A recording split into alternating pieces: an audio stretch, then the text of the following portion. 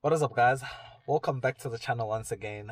Welcome to a brand new video. Now today's video is going to be a little bit different in the sense that a car we're reviewing today is quite different to the usual stuff that I normally do. But yeah, nonetheless, I think this is my first ever budget car that I'm getting to review, which is still cool. So the idea was, I've been driving around in this little Suzuki Swift, and I was actually impressed by it, and I thought maybe I should do a review on it. I put up a post on YouTube and on my Instagram. I put up a poll on Instagram asking you guys to vote if I should do a review with it or not, and a lot of you guys said you're interested in a review with something like this. So I thought, well, let's get into it. So that's what we're doing today. So let's check out the exterior, interior, and talk about a few things that are quite interesting about this car. Let's get into it. I hope you enjoy it.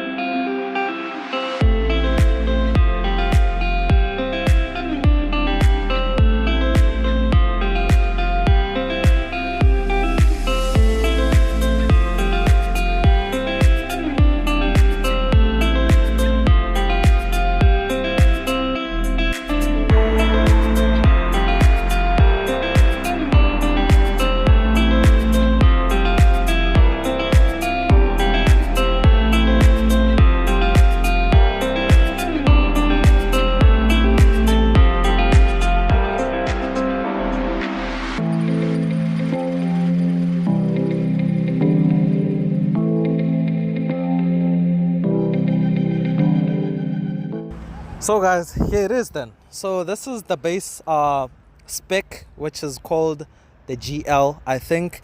And also this one is the facelift. So it has different looking headlights. You have different shapes down here on the grille and the lower section. Compared to the pre-facelift and all, you have a really big Suzuki badge right there. And this section of the bumper is all plastic, but then the bonnet and the fenders on the side are actually aluminium. So on the base car, you have plastic black mirrors. When you get the, I think it's called the GLX, don't quote me on that, it has a few upgrades such as body colored mirrors, and you actually do get alloy wheels. On this one, because it's the base spec, you have just these plastic covers on the wheels just to hide away the hideous section behind there, somewhere there. So you have a little turning signal right here. Otherwise the body is still the same as the pre-facelift. Another difference on the facelift is the tail lights.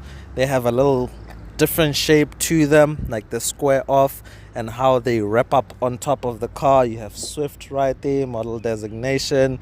You have Suzuki, of course. You have your boot release. I think, yeah, it's not locked. So yeah, this is your boot, your luggage compartment and all. It's pretty deep. It's not too long, but it's quite deep. It's not a shallow boot, which is really good. You can fit maybe 1 or 2 getaway bags, something of that nature. And you have this top cover to hide away whatever stuff you have. When the boot is closed, no one can see what you have in your boot. If you have a dead body hidden in there, no one will be able to tell. So interior, so basic. I have to remove this for the chiming noise. So you have electric windows as standard, even on the base spec car. So you have your door locks right there, and what you call your rear child lock for the windows, so that when you have children in the back, they don't play around opening and closing the windows. So in this base spec, like I've already mentioned, the GL, you have a basic steering wheel, no buttons at all. Actually, or we could say it's quite sporty, because when guys like McLaren and Porsche have steering wheels that don't have buttons, we do say it's very focused. So it's a very focused steering wheel, not to distract you. It's all about driving. Yeah. So on the GL, you actually don't have a rev counter. Yeah, which is, I find it really cool, because I find it to be less fussy and all. Very, very nice. I do like that. I do like it. I won't lie. So you have the standard radio. Otherwise, you'd have a much nicer looking one in the GLX. I think that's what it's called. I can't quite remember. So you'd have a much nicer looking radio. Although this still has Bluetooth, it has USB connectivity and your aux. What's it called? Your section for the aux cord. That's what it's called, I think. So you have your glove box right there, which is pretty decently big. You can fit quite a lot in there. And the whole interior is pretty much plastic everywhere, but then this is a budget car, so it doesn't really matter. So one thing that impressed me about this car is the space in here. It's very, very spacious. Like the way I sit, I have so much headroom. And it's just endless. Like you can fit easily 5 people in here, and it's not a problem at all. So it's much more spacious than something like the Hyundai i10, for example. This is pretty spacious and it's very, very nice. So it has a 5-speed manual gearbox right here, as you can see. And on the GL, it's actually just purely plastic. On the GLX, the maps for the gears are actually colored in white, so some kind of marble effect, glossy effect on the top right there. These seats are very nice. I like them because they look like some kind of bucket seats with the integrated headrest. If you spec it up a bit, you can have, I think, adjustable seats with a separate headrest, but I actually do prefer these ones. They are very, very, very comfortable. I won't lie on that. And yeah, your rear room, same applies back there. So much space, endless space. You have like a ton of storage space. One, to begin here, you can just put away your cell phone, case in point. So you can have your cell phone there, and you have your cup holders down here, and you can put your wallet somewhere down there. So it's very decent. It's very decent. I love it. Like I already said, I was very impressed by it. One thing I still need to figure out, there is no how do I put this? So I can't seem to find the mirror controls. So if you look anywhere around here, there is no lever or joystick or whatever to adjust the mirrors.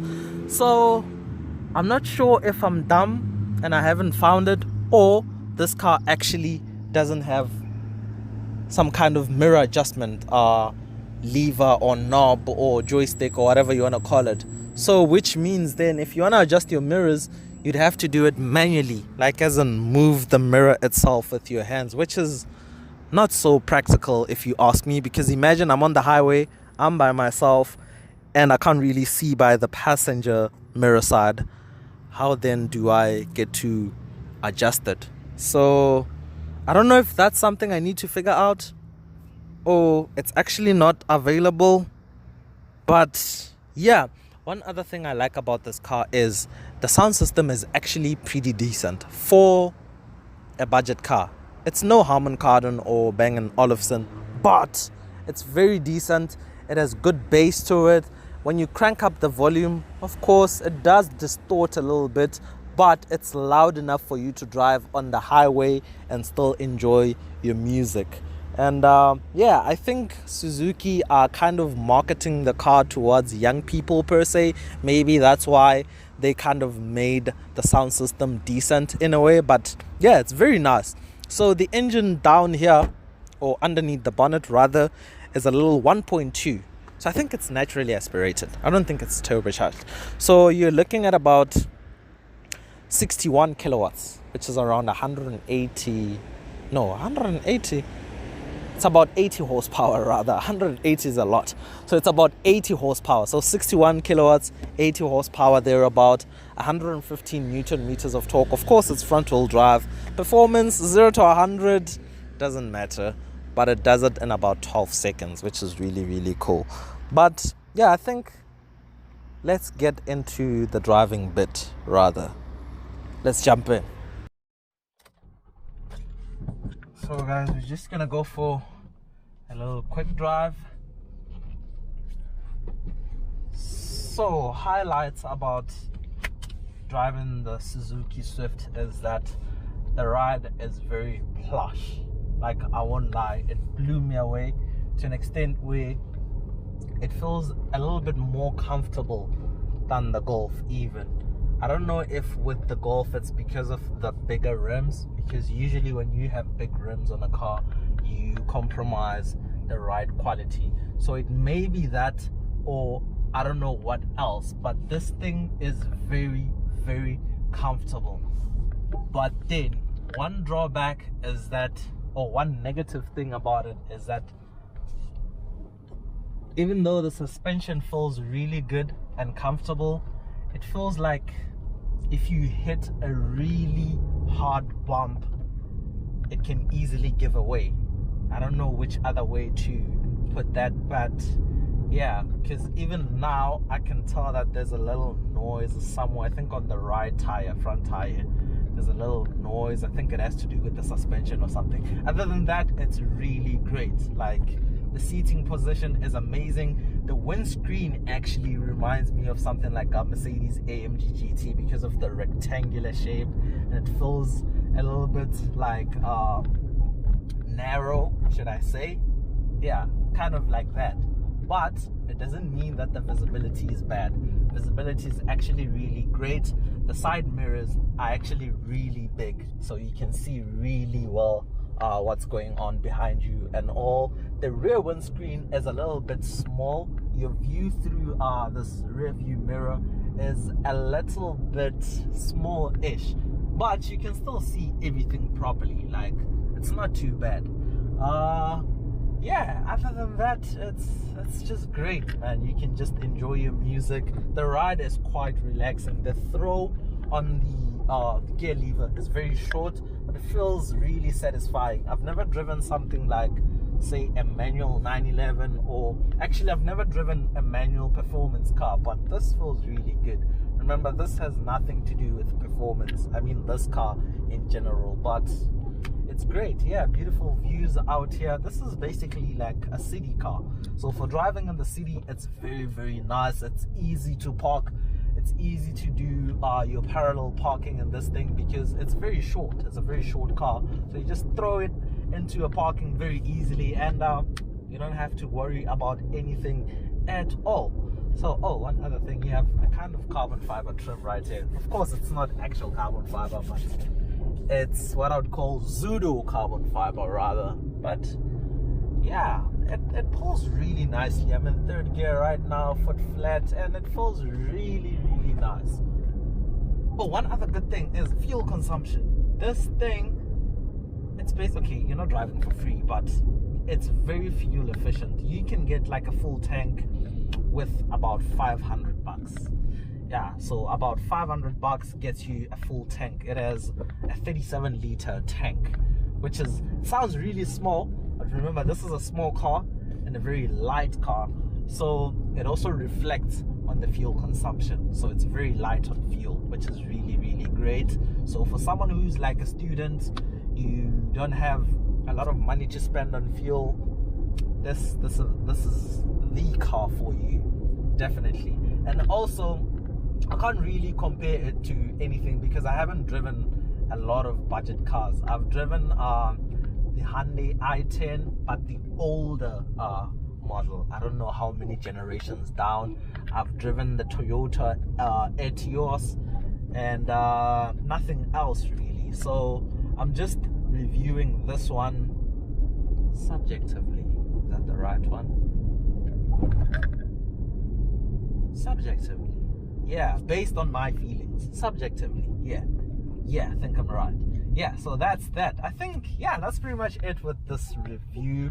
I don't have anything more to say, but do trust me, this thing is impressive. I actually find myself not really wanting to drive the Golf at all, because usually when I go out, I usually want to take the Golf everywhere I go. But with this, I actually don't mind. If the Golf is not available for some reason, I'm happy to just take this because it's that good. I can jam to my music because I really love listening to music. The sound system is decent enough for me, like I already mentioned, and all. And I really do like this single dial right here, which is your speedometer only. There's no ref counter right here. I find it really cool. I find it really, really cool. But yeah, I don't know, someone else or some of you guys may prefer to have a ref counter right there. It doesn't matter, it's not a big deal. The GLX is not that much more expensive than this. I don't know what the retail price is on these, but I've been looking at them used. That is to say, I've seen some with about 10,000 kilometers going for about 160k, so which is really not bad, because this one has 22,000 kilometers now and it still smells new even. So you can get one used, no big deal, it'll still be great and all. But yeah, the ride is very silent enough. Even driving at speeds, you can easily drive this thing at about 120, 140 kilometers an hour. It still feels really smooth, still punchy in fifth gear. It's a 5-speed box. If you go foot flat, it still pulls a little bit. I drove it on the highway from here going to PLK, and it was a very nice ride. Although when driving through a twisty road, you do have to go down some gears, maybe in third gear. There's a very popular road around here called Kloof, and it's very steep, especially when you're driving from here to that side. It's quite steep. So I found myself driving in third gear up there. It was struggling a little bit, but other than that, it's okay. It's great. I love it. I genuinely love it. I do love it. So I think this would be a great car in Joburg, just whizzing around, driving through Sandton, driving through Pretoria and all on the highway, in the city centers and all. I think this would be a really, really great car. But yeah, really hoping you guys enjoyed this video. Until next time, that's actually cheers from me.